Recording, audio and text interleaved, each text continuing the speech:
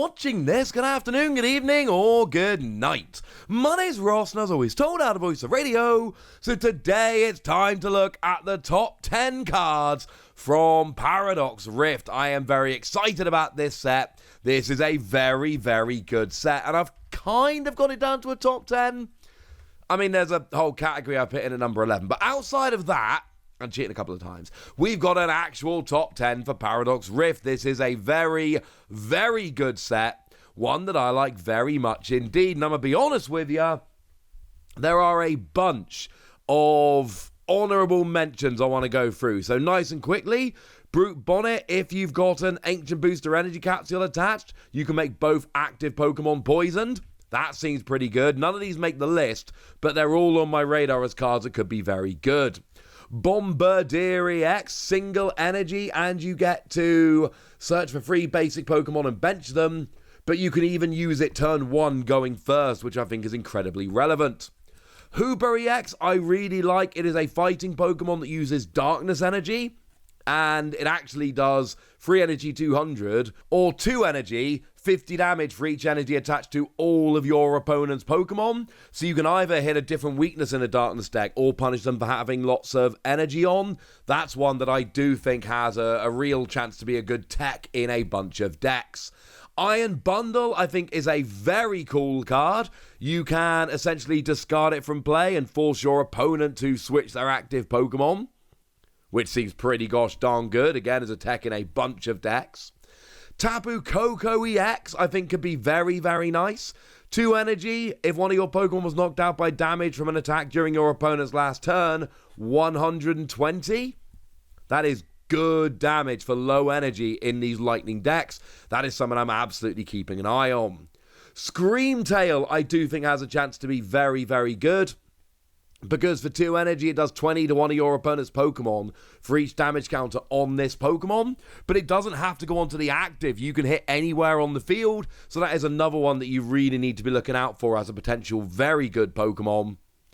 Sliverwing is another Paradox Pokemon, which I've really got my eye on here. 2 energy, 120 plus burn. You do 90 to yourself, but as an early game smasher, I really like this one.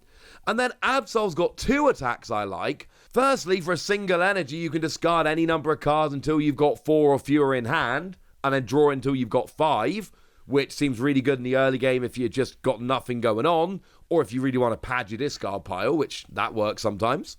And then 2 energy, 20, but if it's got a tool attached, it does 60 more. Basically, what I'm thinking with this one is, with a double turbo energy and a vitality band, turn 1 going second, you do 70.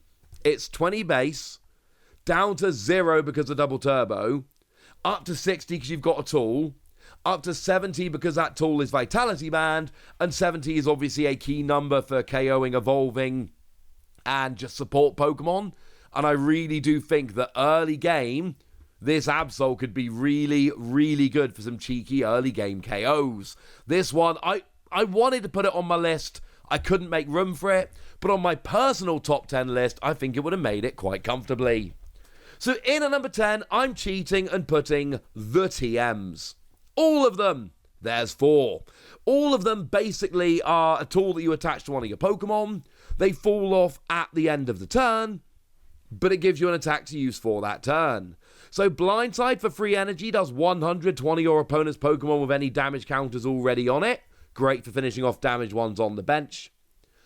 We've got Turbo Energize that for a single energy attaches 2 basic energy from your deck and attaches them to your Pokemon in any way you like, which is really, really good. This one could be absolutely brilliant. Only attaches to your bench, I should say. Still pretty good. And then you've got Evolution, which lets you evolve 2 of your bench Pokemon for a single energy, or Devolution that lets you evolve all of your opponent's Pokemon by 1 stage for a single energy.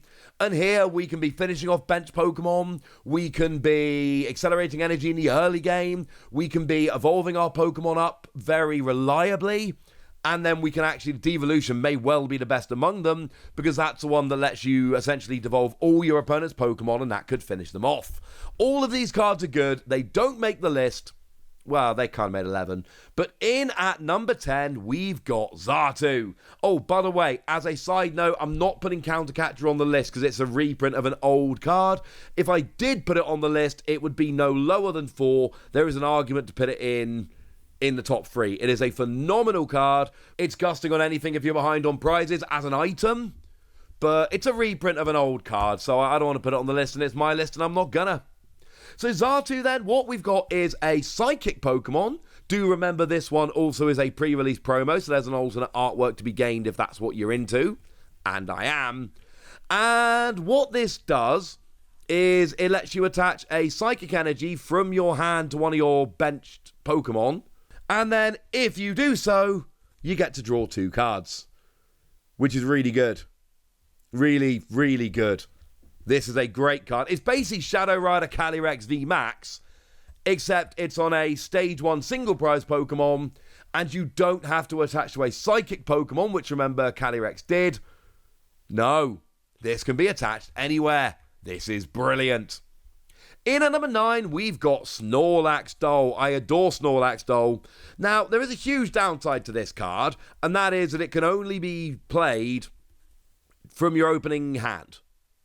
Only when you're setting up to play. Now, if you've got multiple, you can play multiple, but at any other time of the game, you're not allowed to play it down. But it's 120 HP Pokemon that doesn't give up a prize. And a lot of the time, the problem with this would be that you can't attack and you're just sitting in the active. But now we got these TMs, there's nothing in the rules that stops Snorlax Doll using a TM. So you are going to use TMs here. And that's going to be absolutely wonderful. This is awesome. I love this. I'm going to be using this in decks, and I know I am far from the only one. In at number 8, we've got Skeletor GX, and this makes me so happy, if for no other reason than I can actually play Fuecoco in decks nowadays. Skeletor GX is legit. It looked like it might be a bit of a meme, but over in Japan, they've started playing this format already, and Skeletor is a real thing. Now, what we've got here is the ability Incendiary Song that lets you discard a basic fire energy from your hand, and if you do, all of your Pokemon do 60 more damage for their attacks. To your opponent's active. It doesn't work if you're hitting the bench. But still, that's ridiculous. 2 energy, 160.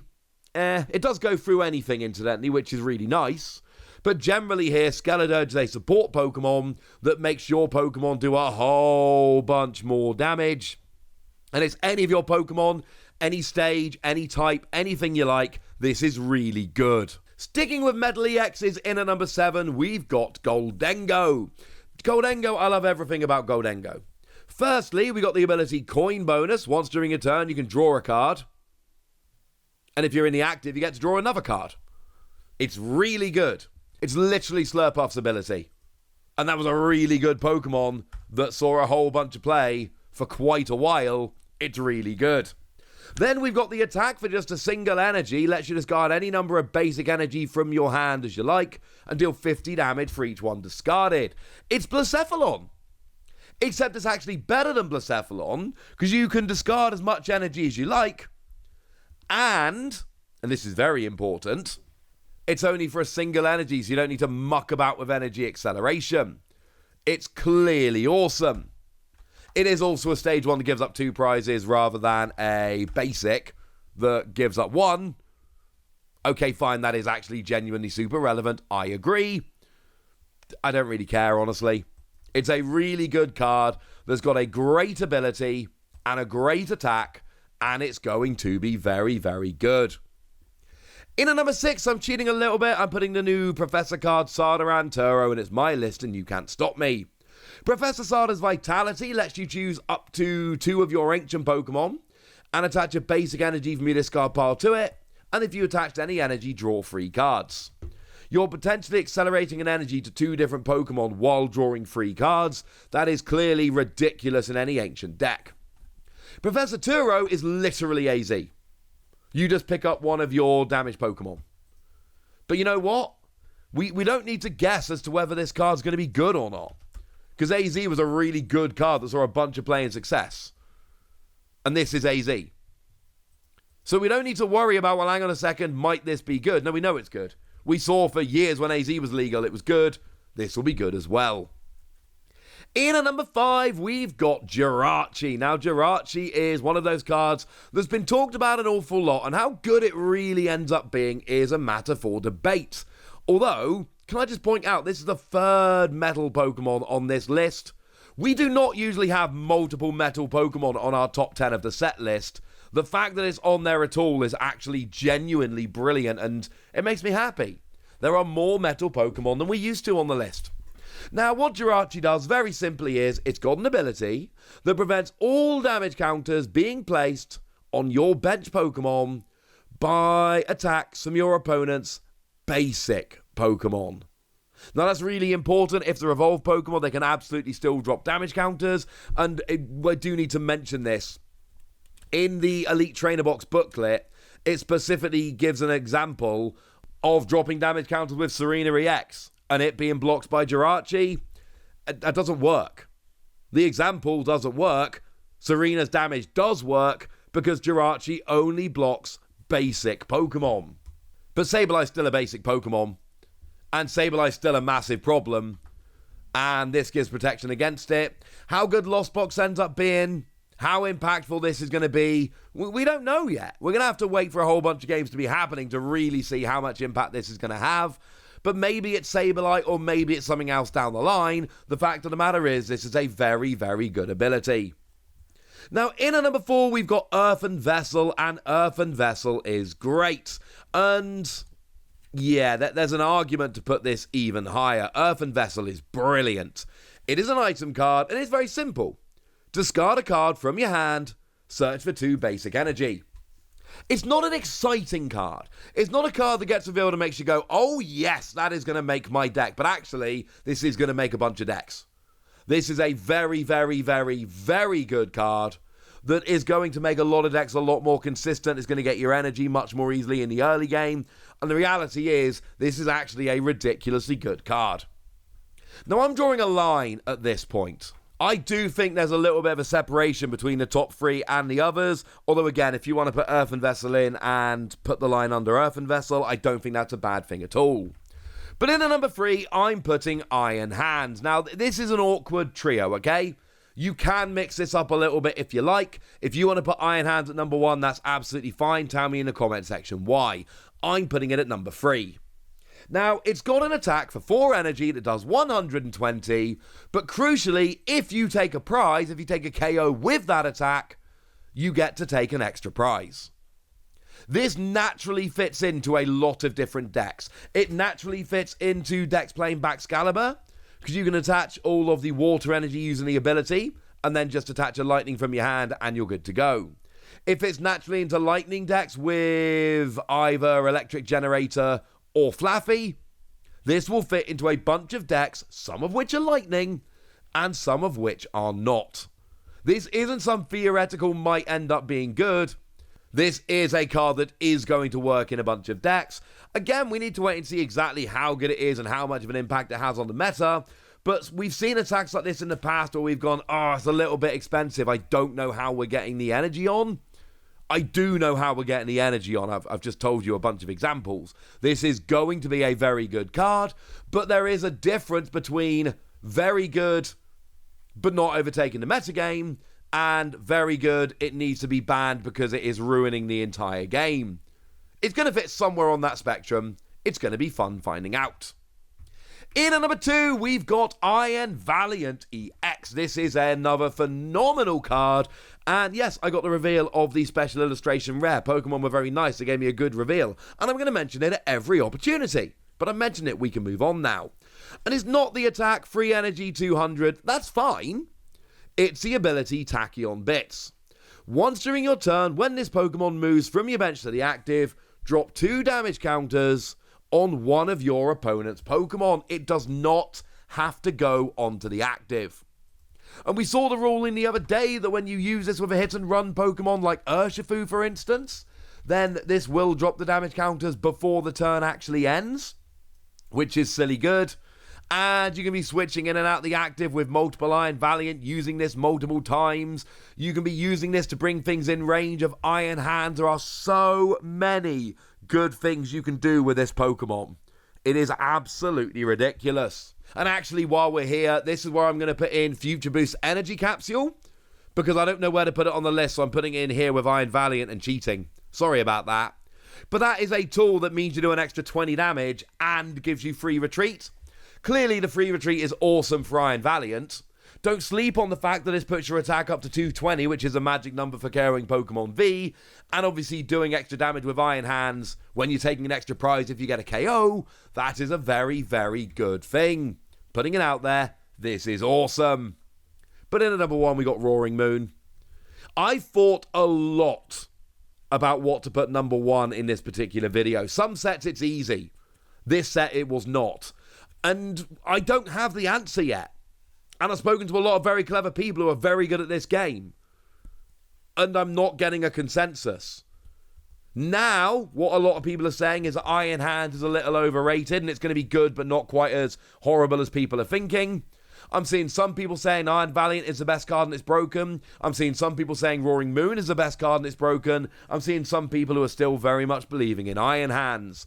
But for me, the thing of Roaring Moon is you've got Professor Sada's Vitality and you've got Dark Patch. It's a basic Pokemon, and if you get free energy on there, you get an instant KO on anything.